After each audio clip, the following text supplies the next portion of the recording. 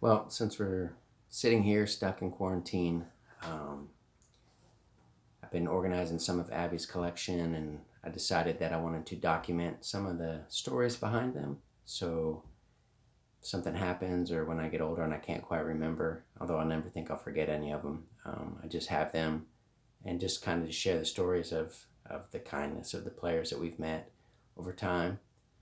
There's a lot, so I don't know how many of these I'll get to do. I hope to do all of them, but I'm going to start with the very first one, the big moment that she ever had in baseball, and that was when she got a Bryce Harper foul ball. So this is it right here. This was from, we document all of our stuff. This is a Bryce Harper foul ball, first inning on his rehab, uh, June 23rd, 2014. Bryce Harper, came up to bat in the first inning, and I asked Abbie if she wanted to watch him bat, or if she wanted to wait outside the stadium for a foul ball. Potomac National Stadium, the Fitz. It was a small stadium and foul balls go out a lot, and that's how she got a lot of her foul balls and stuff when we first started collecting. That's all she wanted to do.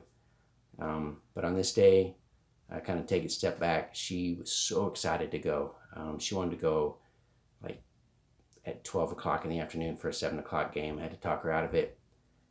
But we did get there early to try to see him, and we missed his autograph at the beginning of the game. He did sign for a lot of people. I know he seems to get a bad rep sometimes, but he always signed every time he was there. Every time he rehabbed, he was always signing. And of course, he couldn't sign for everybody, so somebody would get mad and badmouth him or whatever, but he was always a good signer when we were there.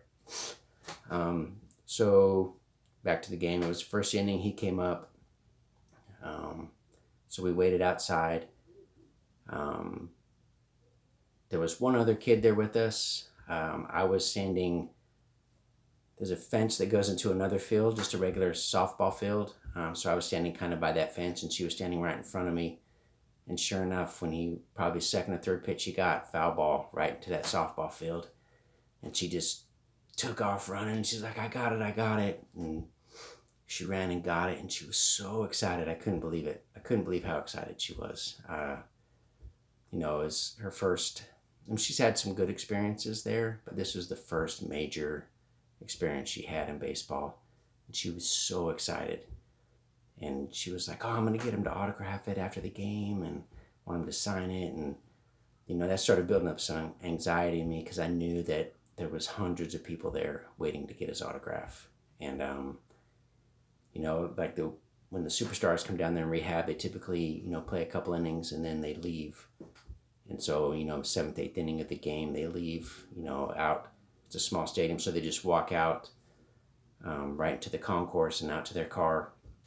But she wanted to wait. So, probably about the fifth inning, probably earlier than that, maybe, a ton of people started lining up. And, I had her up there, and this is 2014, so she's, small still.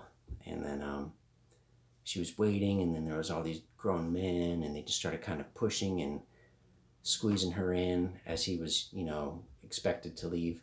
So I ended up taking her out of there. I said, we can't afford to risk your safety to try to get his autograph.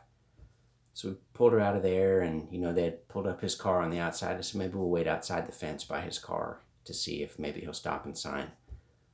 And so he came out and he signed for a lot of people, and then he came out, it's like a road. It's actually a giant walkway that goes out of the stadium, but it's big enough to be a road, and a lot of people drive there. So they had it all roped off for him, and he signed for a lot of people, and then came out, and he didn't sign for anybody out of his car, right? Which I didn't expect him to, so he kind of got in his car, and he was getting ready, and I told Abbie, I said, hey, just run down to the end of the walkway and just kind of stand there, off to the side, of course. So I let her go, and I was on the other side, far enough away where I, could watch her, but wasn't in the way. And, he comes pulling out of there, and he pulls up, and he sees her just standing there, and he stopped. He stopped, and he rolled down his window, and he was like, hurry, hurry, hurry. And so she ran over there and he signed it for her, and then all of a sudden the Peanuts staff was screaming, "Go, Bryce, go!" because everybody was coming running at him, and then as he was pulling away, he saw me and just kind of looked at me, and I just, kind of just tapped my heart and thanked him, and he just kind of nodded, and then she ran over to me and she was like, "Oh, Daddy stopped just for me." Sorry, it's just a great memory for me. And so I said, "He did. He stopped just for you," and so it's just a magic, magic memory. Sorry, I wasn't looking at the camera.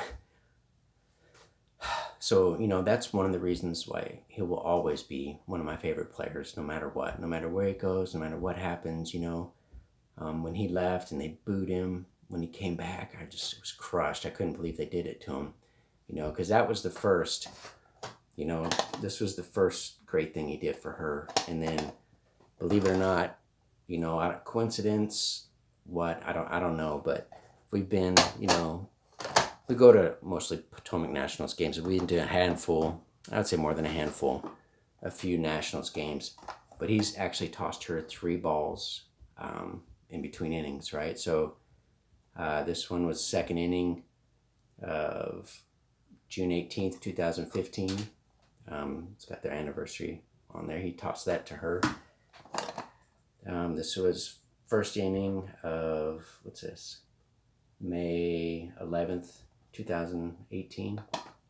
And this was the first inning of, that was April 11th. This is May 18th, 2018. And believe it or not, we also have a fly out that to center field that Brandon Nimmo caught and tossed up to us, right? I don't know how he threw it to us or why. I don't know if he recognized us. Of course, we bought seats, in right field to be by him, but I don't know, just luck, or I don't know.